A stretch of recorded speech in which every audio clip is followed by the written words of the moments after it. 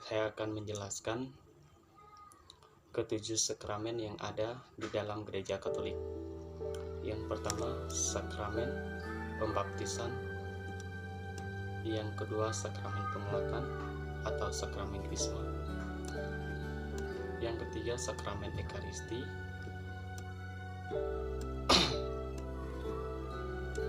Yang keempat, sakramen pengakuan dosa atau tobat. Yang kelima, sakramen pernikahan. Yang keenam, sakramen tabisan atau imamat. Yang ketujuh, sakramen penguatan orang sakit. Baik, saya akan menjelaskan sakramen pembaptisan. Sakramen pembaptisan ialah sakramen yang pertama kali umat Katolik terima sebelum menerima sakramen-sakramen lainnya.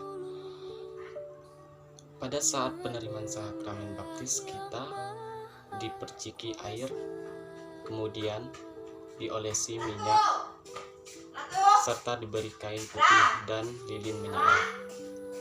Hal ini merupakan lambang bahwa kita telah dibersihkan dari dosa asal dan siap menjadi terang bagi sesama. Dengan menerima sakramen baptis, kita telah diangkat menjadi anak Allah dan digabungkan dengan gereja yang menjadikan kita anggota tubuh Kristus serta siap diutus untuk berbuat baik kepada semua orang. Pembaptisan hanya dapat diterima satu kali untuk selamanya, namun meninggalkan material rohani yang tidak dapat dihapuskan.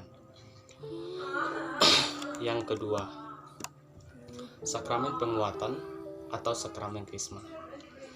Di dalam sakramen krisma, gereja Katolik menerima kepenuhan Roh Kudus yang menjadikan umat menjadi lebih dewasa secara rohani, menjadikan saksi-saksi Kristus yang memiliki tanggung jawab besar seperti halnya dengan sakramen baptis. Sakramen krisma hanya dapat diterima sekali seumur hidup bagi semua orang.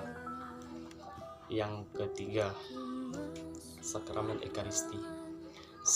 Sakramen ekaristi ialah sakramen Kristus mengasihi gerejanya tanpa batas dengan memberikan tubuh dan darahnya sendiri kepada setiap anggota keluarganya di dalam perjamuan ekaristi. Ekaristi merupakan penyempurnaan dari perjamuan Paskah Perjanjian Lama yang ditandai dengan kurban anak domba yang membebaskan orang-orang Israel dari maut. Dalam ekaristi, Kristuslah anak domba Allah yang menjadi kurban untuk menghapus dosa-dosa kita, dan karena itu kita memasuki perjanjian baru yang membebaskan kita dari kematian kekal. Yang keempat, sakramen pengakuan dosa atau tobat. Setiap orang pernah berbuat dosa.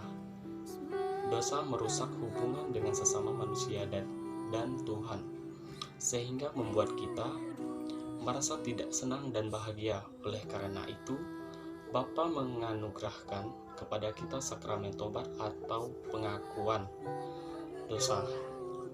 Pada sakramen ini kita mengakui dosa-dosa kita kepada iman. Karena Yesus Kristus sendiri telah memberi kuasa kepada imamnya melepaskan umatnya dari dosa setelah kebangkitannya melalui sakramen tobat. Kita menerima pengampunan dosa dari Allah Bapa beserta rahmat-Nya yang dapat membantu kita untuk menolak godaan dosa di waktu yang akan datang dan menjadikan hidup kita lebih damai. Yang kelima, sakramen pernikahan atau perkawinan. Sebagian besar orang dipanggil untuk kehidupan berumah tangga melalui sakramen perkawinan. Tuhan memberikan rahmat yang khusus kepada pasangan yang menikah untuk menghadapi bermacam tantangan yang mungkin timbul, terutama sehubungan dengan membesarkan anak-anak dan mendidik mereka untuk menjadi para pengikut Kristus yang sejati. Dalam sakramen perkawinan terdapat 3 pihak yang dilibatkan, yaitu mempelai pria, mempelai wanita, dan Allah sendiri. Ketika kedua mempelai menerima sakramen perkawinan, Tuhan berada di tengah mereka, menjadi saksi dan memberkati mereka. Allah menjadi saksi melalui perantaraan imam atau diakon yang berdiri sebagai saksi dari pihak gereja. 6. Sakramen tapibsan atau imamat. Para imam merupakan orang yang dipanggil secara kudus oleh Tuhan Yesus untuk menjawab panggilan Tuhan tersebut. Maka mereka harus mengikuti pendidikan di sekolah seminari menengah tinggi serta menjalani masa orientasi dan pastoral di tengah umat. Setelah menyelesaikan tahapan pendidikan tersebut, maka mereka ditabiskan oleh uskup untuk menjadi seorang imam.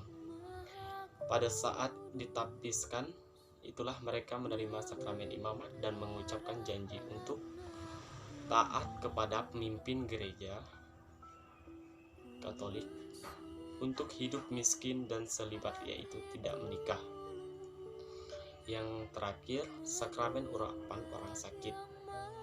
Alkitab mengatakan, agar jika kita sakit, maka baiklah kita memanggil panatua gereja untuk mendoakan dan mengurapi kita dengan minyak di dalam nama Tuhan, dan doa yang didoakan dengan imam ini akan menyelamatkan kita yang sakit dan mengampuni dosa kita.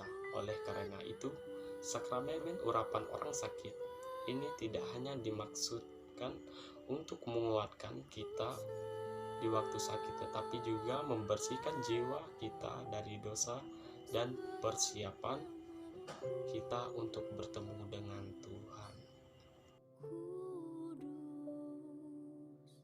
Kudus Tuhan.